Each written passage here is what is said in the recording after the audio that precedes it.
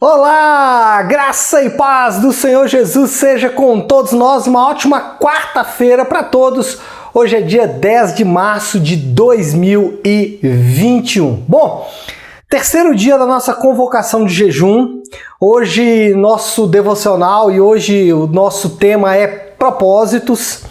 E eu quero só relembrar aí algumas coisas relacionadas ao nosso jejum. Estamos jejuando períodos do dia. Então, se você ainda não começou, pode começar o seu jejum hoje. Faça períodos longos, sem se alimentar, de abstinência de alimentos. Além disso, ore 3 vezes ao dia, sendo uma dessas vezes um tempo maior e as outras duas um tempo menor, sem problema. Se você orar as 3 vezes em um tempo maior, não tem problema. Fica a seu critério. E estamos lendo o livro de Esther, porque Esther trata de uma grave crise nacional. O povo de Deus estava enfrentando ali uma grande dificuldade e nós vamos perceber alguns detalhes que vão nos ajudar também a enfrentar essa grave crise que estamos passando, não só no nosso país, mas também de forma global. Bom, o tema hoje, como disse, é propósitos. Mas antes de entrar no tema, deixe-me fazer aqui um contexto para você entender. Nós chegamos aqui no chamado ponto alto do relato bíblico. A sentença já está definida, os judeus vão ser todos assassinados, não sei se seria esse o termo, mas serão todos mortos em um determinado dia do ano, e agora somente uma intervenção divina pode mudar os rumos do povo de Deus. Ao olharmos para esse texto, nós vamos perceber que nós temos ali personagens. Nós temos o Mordecai, nós temos a Esther, nós temos o rei e nós temos o Amã. O ponto qual é? É que Deus ele concede dons, e aí no caso para esses homens, mas de forma global, Deus concede dons para as pessoas com o intuito de cumprir os seus propósitos. Então, o que nós percebemos não só no relato bíblico como um todo, mas também na nossa vida diária, mas especialmente nesse texto, é que esses homens receberam dons da parte de Deus para cumprir os propósitos de Deus. Muito tem sido falado nesses dias sobre propósitos, não só no mundo eclesiástico, não só nas igrejas, nos púlpitos ou nas escolas bíblicas, mas também no mundo secular. Muitas pessoas elas promovem cursos e discussões para responder a uma pergunta: o que eu estou fazendo aqui? A Bíblia ela tem vasto ensino sobre a resposta para essa pergunta. E nesse texto o destaque é dado para esses propósitos. O que nós aprendemos nesse texto sobre propósitos? Primeiro, Deus ele concede dons aos homens para o cumprimento desses propósitos que não existem para satisfação pessoal. Isso fica muito claro na história de Esther. Esther, ela não estava na condição de rainha para satisfação pessoal. Amã, ele não entendeu isso. Ele achou que a posição que ele ocupava era uma posição que daria para ele condição de satisfazer todos os seus desejos. E o que aconteceu com ele? Ao tentar satisfazer os seus desejos pessoais e não cumprir os propósitos que ele estava ali colocado, ele sofreu consequências. Esther poderia ter sofrido também. Mordecai a ajudou e ela percebeu que ela não era rainha para satisfação pessoal. Como que funciona isso na prática? Você pode querer ganhar muito dinheiro, ser rico. Para quê? Se você pensar, eu quero ganhar muito dinheiro, ficar rico para comprar uma casa no campo, viver no iate, passeando e conhecendo o mundo inteiro, isso é satisfação pessoal. Agora, se você entende, não, eu quero ganhar muito dinheiro, por quê? Eu quero ajudar a mudar a estrutura social do meu país, dividindo melhor os lucros, ajudando pessoas que não têm condições financeiras, ajudando pessoas a sair da pobreza e não só sair da pobreza, mas mudar de vida.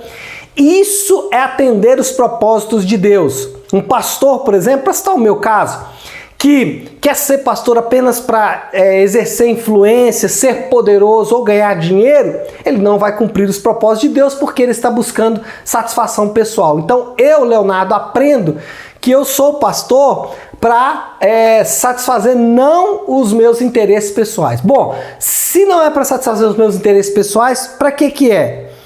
O modelo de discipulado, o modelo de propósito é o mesmo modelo de discipulado proposto por Jesus. Jesus no Novo Testamento vai ensinar que se você quiser ser um seguidor dele, você deve tomar a sua cruz e segui-lo. Você deve não ser servido, mas servir.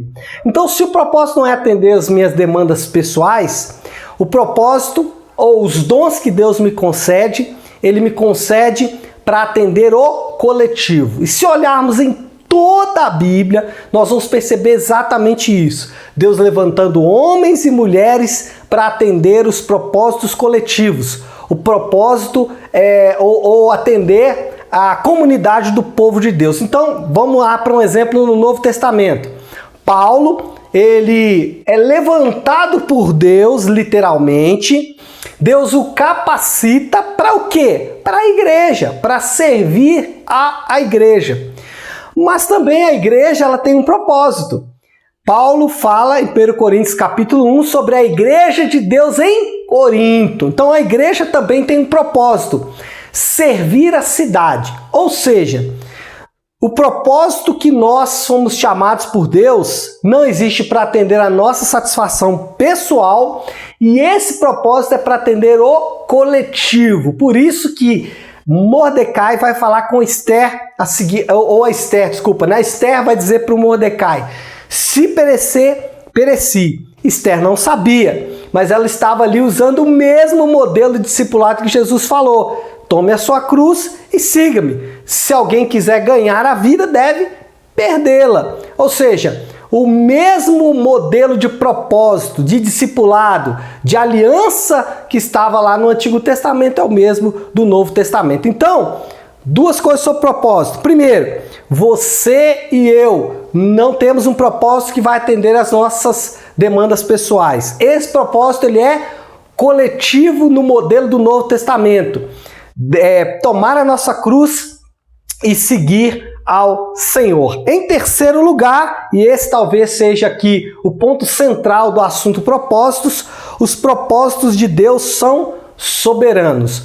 Nós precisamos entender definitivamente que tudo o que acontece está de acordo com os planos de Deus. Nada escapa da vontade soberana do Senhor. Ainda que a responsabilidade humana ou individual esteja presente, por exemplo, o Mordecai fala com Esther: Esther, você tem uma responsabilidade nessa posição que você ocupa, mas saiba, se você não fizer a sua parte, de outro lugar surgirão socorro e livramento para o povo de Deus. Por quê? Porque Deus é soberano. Então, acalme o seu coração, acalme o seu espírito, a sua alma. Não se turbe o vosso coração. Deus está conduzindo todas as coisas. Nada escapa dos propósitos soberanos dele. Ainda que nós tenhamos que enfrentar momentos difíceis e nebulosos, escuros, como estamos enfrentando, do ponto de vista pessoal ou do ponto de vista nacional, global, como nação, coletivo, nós estamos enfrentando dias difíceis, dias de profundos questionamentos, mas nunca devemos nos esquecer: Deus é soberano. A nossa oração nessa manhã tem que ser: Deus, obrigado, porque o Senhor não perde o controle das coisas, porque o Senhor continua sendo soberano. E por mais que as coisas pareçam difíceis, por mais que as coisas pareçam estranhas, o Senhor tem os seus propósitos e assim nós devemos conduzir a nossa vida. Então, para resumir e finalizar, os propósitos de Deus na nossa vida, os dons que Ele nos concede, não são para atender às nossas demandas pessoais. Esses propósitos estão ali para cumprir um propósito maior que é coletivo, um objetivo maior que é coletivo, no modelo do Novo Testamento, quem quiser seguir-me, tome a sua cruz, ou seja, vai ter sofrimento nessa caminhada. Cumprir os propósitos de Deus não significa conforto. E terceiro, nós temos um Deus soberano que conduz toda a história. Então é isso. 3 lições lindas sobre propósitos que vão basear a nossa oração nesse terceiro dia de jejum, tá bom? Que Deus abençoe, uma ótima quarta-feira para todos. Fiquem com Deus.